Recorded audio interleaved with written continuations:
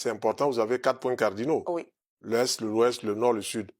L'idéal serait de placer sa tête au Nord et ses pieds au Sud. Quand vous prenez sur votre portable, vous regardez, vous touchez, vous allez voir que le portable va vous donner le Nord. Mhm. Donc, si le Nord est devant vous, derrière vous, c'est le Sud, à votre droite, c'est l'Est, à votre gauche, c'est l'Ouest. Il serait bon de placer le lit, la tête au Nord. Donc, notre tête au Nord, puis nos pieds au Sud. Là, on bénéficie directement des courants telluriques qui partent du pôle Nord au pôle Sud. C'est pour ça qu'on les appelle les pôles. Okay. Pôle Nord, pôle Sud. Si on met sa tête, si on met ses pieds au pôle Nord et sa tête au pôle Sud, on inverse les courants. Et il y a beaucoup de maladies aujourd'hui qui sont découvertes par le fait qu'on est dans une maison qui est comme une cage à Faraday, c'est-à-dire qu'il y a trop d'électricité.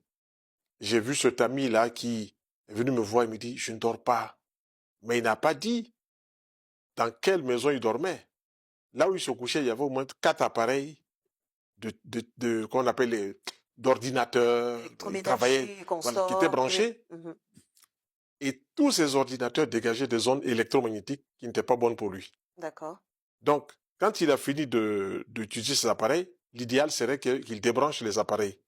Mais il les laissait et puis il dormait dedans. Donc, le matin, il était vidé. C'est-à-dire, il était vidé, comme on l'avait vampirisé. Par exemple, les téléphones qu'on charge, qu'on branche à côté de notre lit, c'est pas du tout conseillé aussi, c'est ce que vous voulez dire. Donc, et puis ne même pas aussi dormir son portable à 1 mètre de soi, il faut le mettre à 2 mètres de soi. Tout ce qui est électroménager, tout ce qui est appareil. Par exemple, vous êtes dans une chambre, de l'autre côté, à 2 mètres, se trouve un four à micro-ondes. Tant que le four à micro-ondes est branché, les ondes arrivent chez vous jusqu'à 4 mètres, 4 mètres 50.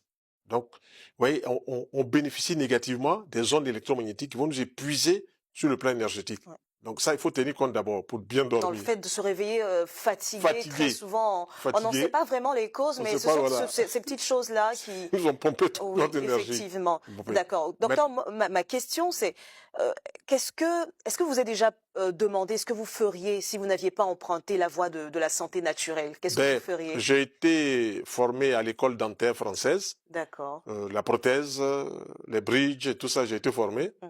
Et puis je voyais que c'était trop limité.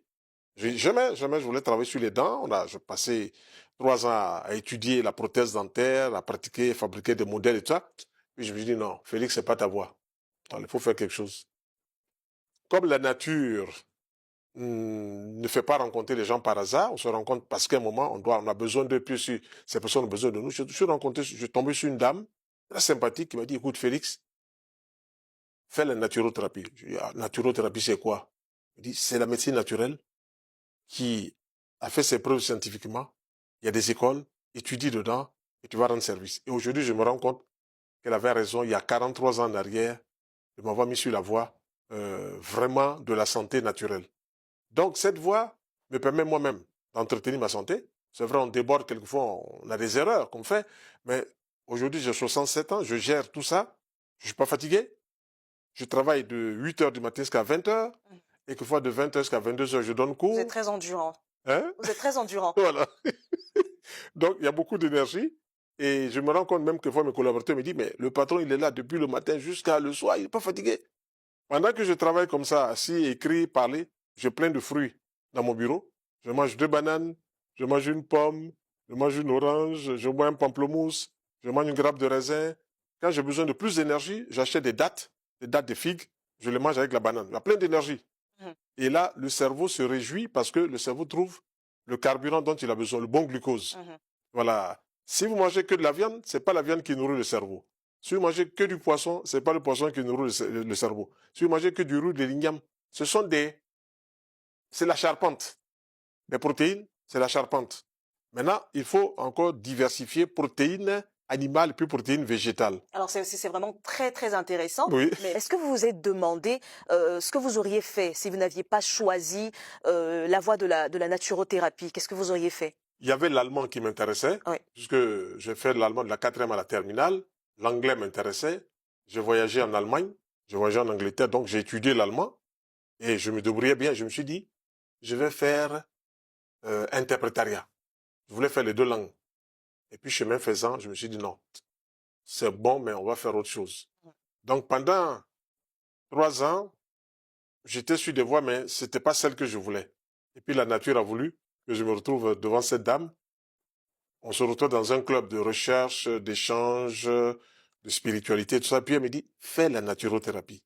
Je dis, ah bon? Est-ce qu'elle le ressentait, elle le voyait en vous? Oui, parce qu'on parlait, elle voyait toute ma vivacité, tout ça. Puis elle me dit, fais la naturothérapie. Tu vas te rendre service, et tu vas rendre service à ton peuple. Il dit, bon, elle m'a donné toute une documentation.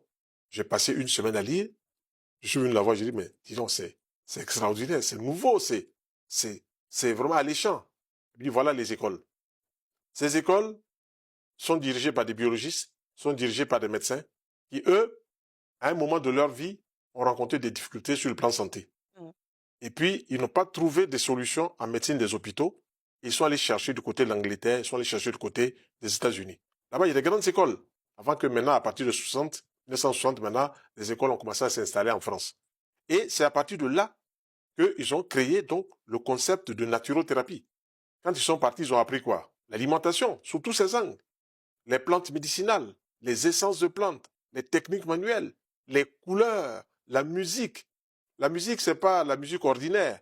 Il y a des musiques spécifiques qu'on utilise pour faire pousser les plantes. Il y a des musiques spécifiques qu'on utilise pour faire donner aux poules des œufs de bonne qualité. Il y a des musiques spécifiques qu'on utilise dans les étapes pour que les vaches aient du lait de bonne qualité. Donc la naturothérapie, c'est vraiment très large. Très large, dire, oui. Très large, comme vous le dites. Si on dit naturothérapie, c'est un vocable, oui. Mais derrière le vocable se trouve l'alimentation, les plantes, les essences de plantes, la respiration, les couleurs, la musique, la marche, tout ça, naturothérapie. Et donc, vraiment, je me suis retrouvé, il n'a pas été dit que parce que je suis naturothérapeute formé, je dois donner des conférences. C'est vraiment venu comme ça. Chaque fois, sur 4 années où j'ai étudié cette naturothérapie, j'étais dans tous les séminaires, tous les stages. Voilà, c'est-à-dire le petit argent que m'emmenait mon père passait dans toutes ces formations. Et je peux lui dire, je peux lui tirer mon chapeau parce que il m'a vraiment soutenu. Et quand j'ai fini, que je commençais à pratiquer, il dit, ah, voilà, je vais rendre service à beaucoup de personnes. D'accord. Et voilà 43 années que vous aidez les patients, les hommes, les femmes à retrouver leur pleine forme, santé par la nature. Alors, quel bilan vous faites de ces 43 années? Bilan très positif. D'accord.